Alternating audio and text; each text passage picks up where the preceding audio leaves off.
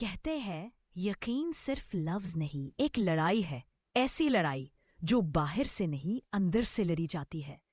ہانیہ اب جان چکی تھی کہ خواب دیکھنے کے بعد آنکھیں کھول کر ان خوابوں کے پیچھے دوڑنا ہوتا ہے۔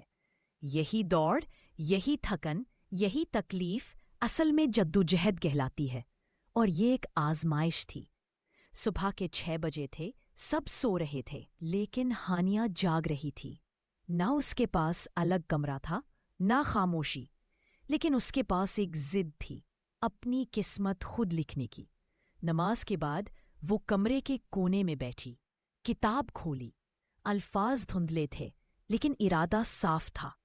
کبھی دیوار کے ساتھ ٹیک لگا کر رتی لگاتی، کبھی گود میں کتاب رکھ کر لفظ یاد کرتی، کبھی کبھی آنکھیں بھیگ جاتی، لیکن ہاتھ نہیں روکے۔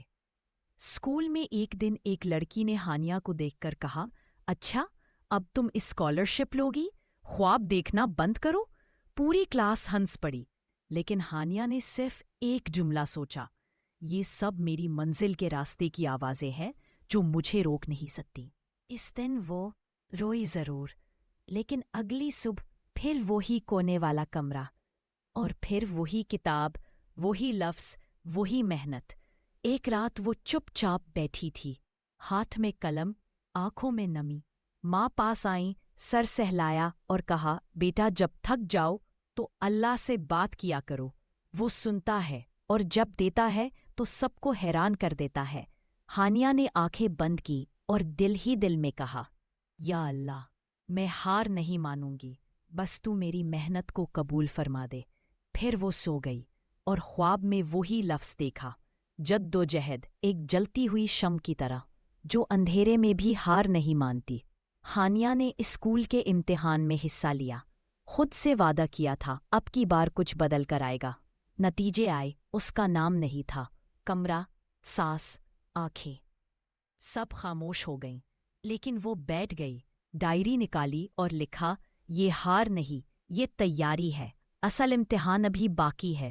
پھر وہ مسکرائی، کیونکہ اب اسے پتا تھا اصل طاقت وہ ہوتی ہے جو ہار کے بعد بھی انسان کو کھڑا رکھتی ہے۔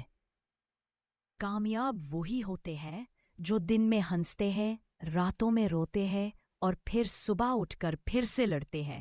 اگر آپ بھی کبھی گرے ہیں تو کمنٹ کریں، میں جدوجہد کر رہا ہوں اور میں باز نہیں آؤں گا، کیونکہ اگلا لفظ ہے قبولیت، جب محنت رنگ لاتی ہے۔